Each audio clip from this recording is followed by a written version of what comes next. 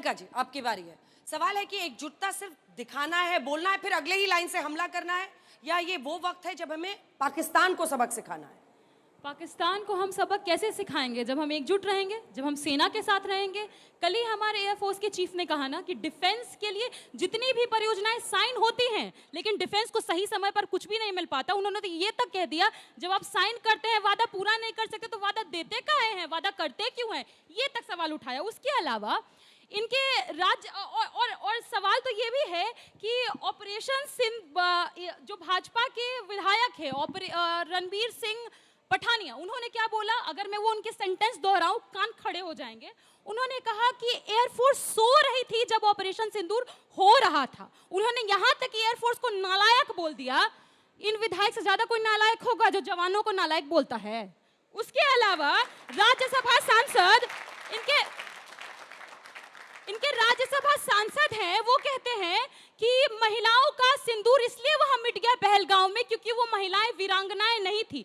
जिस महिला का सिंदूर मिटा, उसको न्याय देने की जगह, उसको ये बताने की जगह कि किसकी चूक थी, वो जिम्मेदारी उसके सुहाग की मिटने की उस पर डाल रही। इससे शर्मनाक और क्या बात होगी? उसके अलावा इनके मंत्री कर्नल सोफिया कुरैशी को पाकिस्तानियों की बहन बोलते हैं। उनको पार्टी से निकालने की जगह मोदी जी उनके कदमों पर ही चल पड़े। मोदी जी ने क्या किया? उन्होंने कर्नल सोफिया कुरैशी के परिवार वालों को फूल छिड़काने के लिए बुला लिया रोड पर। डिस्ट्रिक्ट मजिस्ट्रेट को तो इवेंट मैनेजर बनवा दिए हैं। ये राष्ट्र प्रेम की बात करेंगे ना, तो आयरनी डाइज 1000 डेथ्स। आप राष्ट्र प्रेम पर बोलते हैं। जो सैनिक शहीद हुए, क्या उनकी तस्वीरें नहीं रोडों पर लगनी चाहिए थी, सड़कों में लगनी चाहिए थी, गांव में लगनी चाहिए थी? तस्वीर किनकी लगी? होर्डिंग किनके लगे? एडवर्टाइजमेंट किसके लगे? महामानव के। आप बताएंगे राष्ट्र प्रेम और राष्ट्रवाद क्या होता है हमें? इसके अलावा कितने कितने आपके मैं पोल खोलूं। एक तो सबसे बड़ा मतलब आप किस लेवल तक गिर गए? आप घर घर सिंदूर पहुंच गए। सिंदूर दान, अंजना जी बिहार से हैं, सिंदूर दान सिर्फ और सिर्फ पति करता है, गैर मर्द सिंदूर दान नहीं करता है। और अगर यही भाजपा वाले लफंगे बिहार में औरतों के पास पहुंच जाते हैं ना घर घर सिंदूर पहचाने, हौंक देती महिलाएं वहां पर। जिस हौंकने की बात आज कर रहे हैं प्रधानमंत्री जी, उसी तरीके से हौंक देती। ठीक है, छोटा सा सवाल, उसके बाद से जवाब, उसके बाद से मैं यहाँ के सवाल लूंगी।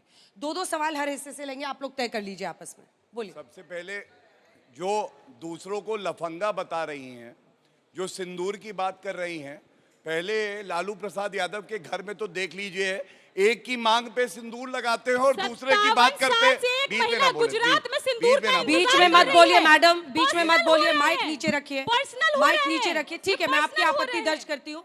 पर्सनल अटैक करके कोई फायदा नहीं है। टॉपिक पे रहते हैं। एक मिनट, कैसे पर्सनल? तेज प्रताप यादव क्या मंत्री नहीं थे बिहार सरकार में? तो पार्टी ने उनके खिलाफ कार्रवाई की है ना। पार्टी, अगर आप नैतिकता की बात कर रहे हैं, इसीलिए मैंने कहा लफंगे शब्द का इस्तेमाल किया, तो बिल्कुल ये बात बोली जाएगी जो इनका नेता रहा है उसने ऐसा बयान दिया, उसके बाद मैं उस पर अपनी आपत्ति दर्ज कर रहा हूं। दूसरा, इनके ही मंत्री रहे सुरेंद्र यादव, वो भारतीय सेना को हिजड़ों की फौज बता देते हैं। झूठ नहीं है मैडम, 2023 का उनका बयान है, अग्निवीर जब स्कीम लॉन्च हुई। अगर जानकारी ना हो तो पढ़िए लिखिए। मैं ये उम्मीद, चौथी पास तेजस्वी यादव, 8वीं पास राबड़ी देवी, 5वीं पास बीच में क्या बौखला क्यों गई है आज दीदी बौखलाई हुई है भाई। अरे शांत भाई, शांत दीदी, शांत। हाँ, तो इसलिए लालू प्रसाद यादव जी का पूरा खानदान आज तक यादव परिवार के बाहर का एक अध्यक्ष नहीं दे पाया। ये देश हित की बात करते हैं। और अब मैं जरा कांग्रेस की बात करता हूं। दो बातें इन्होंने उठाई। अगर अजय भाई कह दे कि उनको विश्वास नहीं है इन लोगों पे, तो फिर मैं गलत हो जाऊंगा, मैं इनकी बात मान लूंगा। पहली बात, ट्रंप बोलते हैं कि उन्होंने सीज फायर कराया, तो ट्रंप ने ही कहा कि मैंने कोई मीडिएशन नहीं किया, पहली बात। दूसरी बात, सलमान खुर्शीद, उनको जब ब्रीफिंग करी गई मिनिस्ट्री ऑफ एक्सटर्नल अफेयर द्वारा, बाहर निकल के उन्होंने कहा कि हमें बिल्कुल स्पष्ट हो गया किसी ने मीडिएशन नहीं किया। सलमान खुर्शीद पे विश्वास है कि नहीं? दूसरी बात इन्होंने कही, सीज फायर जो हुआ है ये कैसे हुआ है, तो मैं कहूंगा लेफ्टिनेंट जनरल राजीव घाई की बात पे इन्हें विश्वास है कि नहीं? उन्होंने कहा सीज फायर भारत ने निर्णय लिया जब पाकिस्तान ने डर के उनको फोन किया डीजीएमओ को, तब उसके बाद निर्णय हुआ। या तो आपको भारतीय सेना पे विश्वास नहीं, सलमान खुर्शीद पे विश्वास। 10 सेकंड में जवाब देना। मेरा प्रश्न हमारे कांग्रेस प्रवक्ता जी से है। मैं पूछना चाहता हूं कि जब हमारे देश में कोई भी टेरर अटैक होता है और उसके बाद हमारी सेना उसको रिटेलिएट करती है, तो फिर आप लोग उसके सबूत क्यों मांगते हैं? 2016 में बालाकोट स्ट्राइक हुई, पठानकोट स्ट्राइक हुई, आपके हमारे जो इस समय लीडर ऑफ अपोजिशन है उन्होंने भी क्वेश्चंस किए कि हमको सबूत चाहिए। या अभी ऑपरेशन सिंदूर हुआ, इस समय हमारी जो डेलीगेट्स की टीम एक गई है बाहर विदेश में, उस पर भी आप लोग सवाल उठा रहे हैं। तो कांग्रेस ऐसा क्यों करती है? क्या ये देशद्रोही चेहरा नहीं है? पहली बात कि हमारे भाई साहब ने सलमान खुर्शीद जी और बाकी लोगों की चर्चा की है।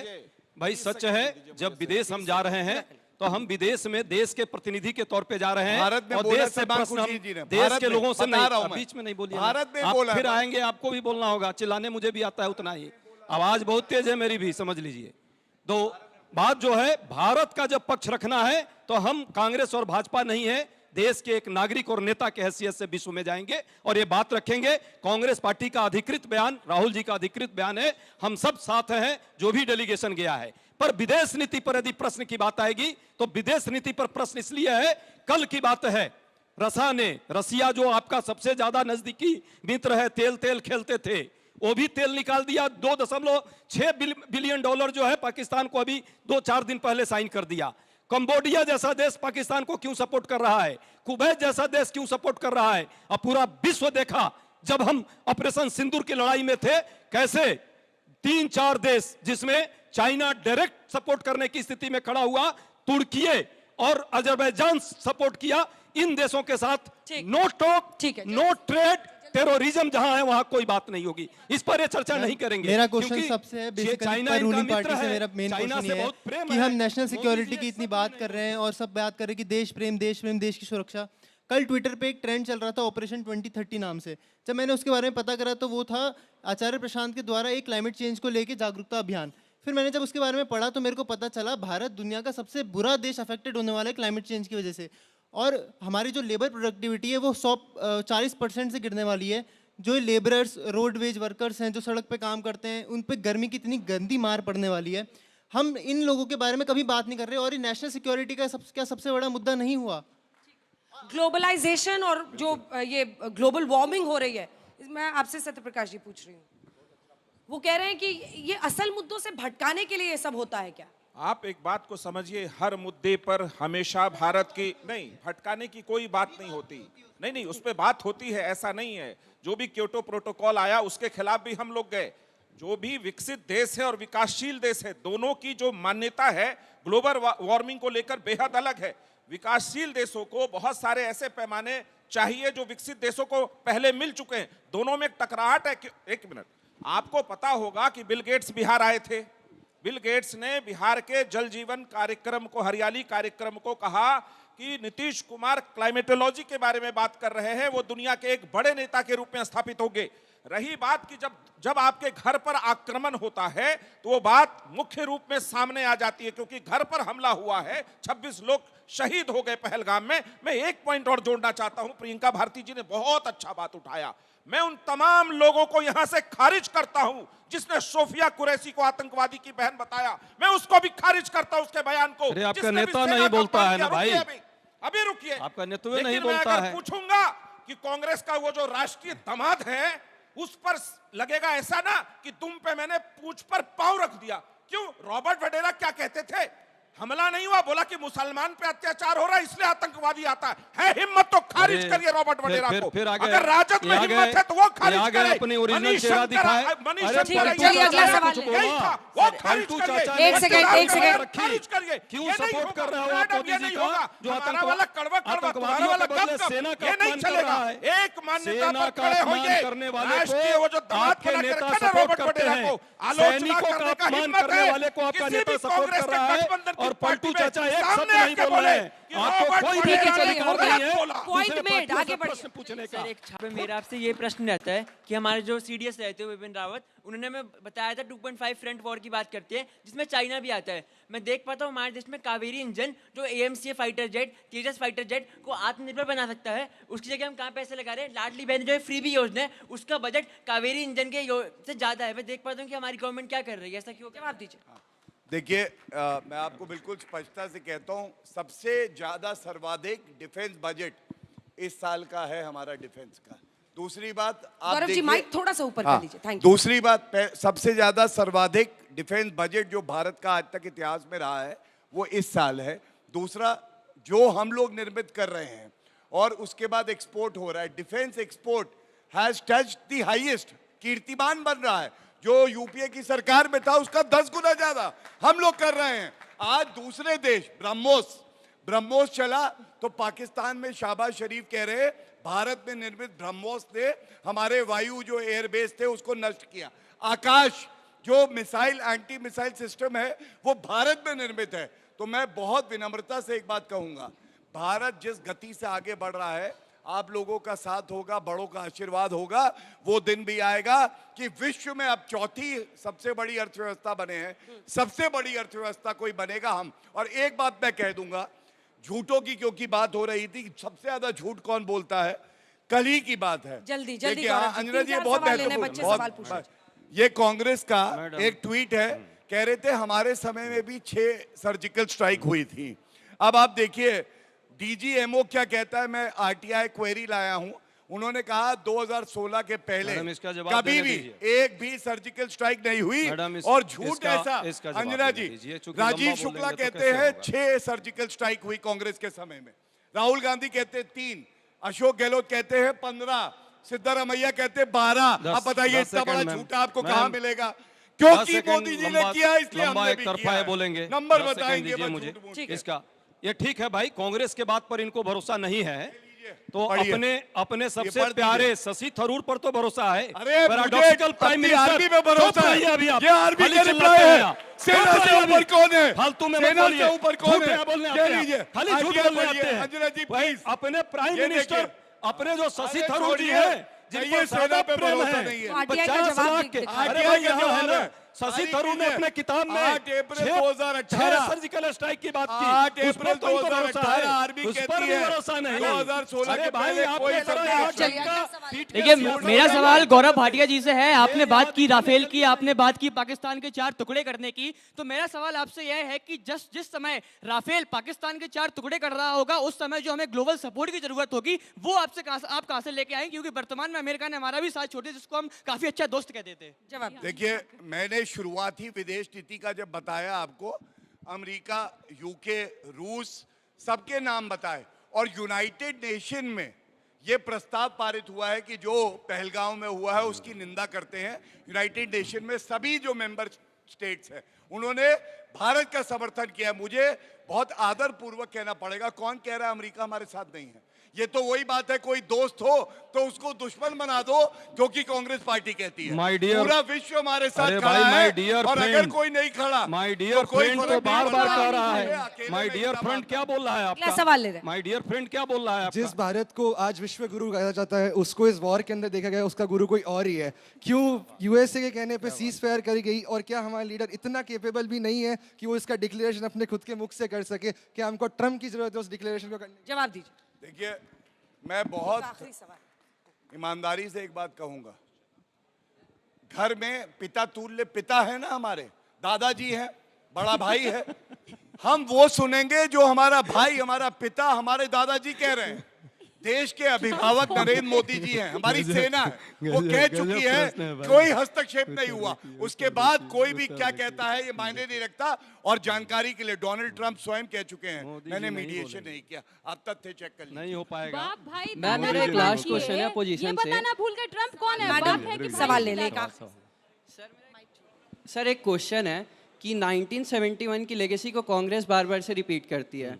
तो कांग्रेस में जब इतना पावर था कि एक कंट्री को 2 पार्ट में डिवाइड कर सकती है, तो उस टाइम पे कश्मीर वापस क्यों नहीं आया? सिंपल सा मेरा क्वेश्चन। बहुत अच्छा प्रश्न है, इसका जवाब मैं दे रहा हूं। 1971 में बांग्लादेश को 2 टुकड़े में करने की बात थी।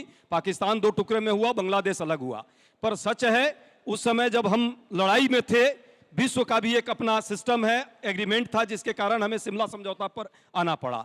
यह भी सच है कि पाकिस्तान 2 टुकड़े में हुआ, इंदिरा गांधी ने किया, और उस समय अमेरिका और रसा डायरेक्टली इनडायरेक्टली दोनों हमारे विरोध में था। चाइना तो 100% था, फिर भी हम जो है इतने दिनों तक 1 महीना से ज्यादा युद्ध को चलाए और घुटनों पर लाए पाकिस्तान को। आज मात्र 4 दिन हुआ था और सेना पाकिस्तान को नेस्तनाबूद करने की स्थिति में थी। अचानक क्या हुआ, यही तो प्रश्न है। सीज फायर, क्यों सीज फायर किया? अब समझा रहे हैं। मोदी जी के मुख से एक बार भी क्यों नहीं निकल रहा है? अरे भाई माय डियर फ्रेंड ही कह दे, इसमें क्या दिक्कत है कि वो झूठ बोल रहा है? दोस्ती इतनी प्यारी है। वो लग रहा है वो डायलॉग खाली बोलने से नहीं होगा। गब्बर सिंह वाला डायलॉग छोड़ दीजिए, और सच्चाई है शोले 3 बनानी है तो ट्रंप पर डायलॉग दीजिए कि वो झूठ बोल रहा है, देश को गुमराह कर रहा है, हमारी सेना के शौर्य पर प्रश्न लगा रहा है, जबकि हम जो है पूरे विश्व में अपनी ताकत को दिखाने की स्थिति में हमारी सेना है, नहीं दिखा पाए सेना को। गौरव जी, चलिए, आप कह रहे थे ये वाला डायलॉग छोड़ दीजिए। तो भारत जब देखता है पाकिस्तान की तरफ तो वो थर-थर कांपता है, और रिश्ते में तो हम तुम्हारे बाप लगते हैं, नाम है भारत। ये डायलॉग अच्छा लगा होगा पाकिस्तान ये के दे दीजिए मोदी जी को, टेलीप्रॉम्प्टर पर अभी बोलेंगे। भाई क्यों बीच अरे भाई टेलीप्रॉम्प्टर पर बोल देंगे, क्यों बोलते हो? ये लिखवा देते, ये लिखवा देते भाई बुरा साहब। लगता है क्या? नहीं, ये इनको लिखवाइए, भारत के नाम ये से लिखवाइए, चिढ़ है। पाकिस्तान भारत पर के नाम ही ले। डायलॉग चलेगा, लेकिन आपके ट्रंप बीच पर में भी नहीं बोला डायलॉग किसी ने, मैंने सुनिश्चित किया। ठीक है, मैंने तो रोका उनको। देखिए, इसका जवाब जो ये कह रहे हैं, देश की सेना पे या तो विश्वास है या नहीं है। सिंपल। रेवंत रेड्डी का आज वक्तव्य चल रहा है, कह रहे ये बताइए भारत के कितने रफेल गिरे। तो किसी मित्र ने मुझे अभी कहा, जब अंदर आ रहा था, उसने कहा कि रफेल के सामने हर उस व्यक्ति को टांग देना चाहिए जो ये पूछता है कि पाकिस्तान में कितना नष्ट हुआ, रफेल गिरे या नहीं गिरे। जब हमारे लेफ्टिनेंट जनरल सेना जो डीजीएमओ इंचार्ज है राजीव खई जी ने कहा है we are in a combat scenario, आप लोग बताइए क्या उचित होगा हमारे लिए वक्तव्य देना? अच्छा, ये जब हमारी आर्मी ये कहती है कि अभी नहीं बताना, बारी बारी से दो लोग वेट कर रहे हैं। आप जितना भी पूछते रहिए, अगर देश हित में नहीं है अभी बोलना, तो अभी नहीं बोलेंगे, उनको भी और टांग जब होगा दीजिए। देश हित में तब सुब्रमण्यम स्वामी आपके नेता प्रियंका हैं जी, ना, आपसे शुरू करते हैं। सुब्रमण्यम स्वामी को टांग दीजिए, जो कह रहे हैं कि 5 जो सर्वदलीय डेलीगेशन गई है वो विश्व में यही काम करने गई है, एक सेकंड, कि हम पाक के प्रोपेगेंडा को फाइट कर सके। ऐसे में देश के अंदर अभी से इस पर लड़ाई क्यों है? एक सवाल ये भी उठ रहा है कि आप विपक्ष को लग रहा है कि ऑपरेशन सिंदूर का पॉलिटिकल फायदा ले जाएंगे प्रधानमंत्री नरेंद्र मोदी, इस वजह से आप लोग इतना विरोध कर रहे हैं, वरना इसकी कोई वजह नहीं होनी चाहिए। पाक के प्रोपेगेंडा से तो हम फाइट भी कर लेंगे, लेकिन भाजपा के लोग जो सेना को ही नीचा दिखा रहे हैं उससे कैसे लड़ें? उप मुख्यमंत्री मध्य प्रदेश के इनके बोलते हैं कि सेना मोदी जी के चरणों में नतमस्तक है क्या? अभी बोले गौरव भाटिया जी की सेना सर्वोपरि, हम मानते हैं सेना सर्वोपरि, अगर आप मानते तो उनको बाहर निकालते धक्के मारकर पार्टी से। निकाला क्या? भूतकाल की बात करते हैं आप, भूतकाल में मैं आपको लेके चलूं, श्यामा प्रसाद मुखर्जी ने क्या जिन्ना के मुस्लिम लीग के साथ चुनाव नहीं लड़ा? उसके अलावा सुन तो लीजिए, 2 मिनट का टाइम है, जल्दी सत्यप्रकाश, 10 सेकंड और, टाइम खत्म हो गया मैम, बस 10 सेकंड और, मैं 10 सेकंड और। प्रियंका भारती जी, ये जो 2 व्यक्ति का नाम लिया, मैं इनके बयान की कड़ी निंदा करता हूं, लेकिन आपके पार्टी का एक बड़ा छलिया राजकुमार था, होली में ठुमके लगवा रहा था पुलिस वाले से। है हिम्मत कुछ बोलने की उसके खिलाफ? है हिम्मत? निंदा के चुनौती देता हूं, हिम्मत है, बोलो। अजय जी, आज वो एक छोटा पुलिसकर्मी है, आप होली में ठुमके लगवाएंगे उससे?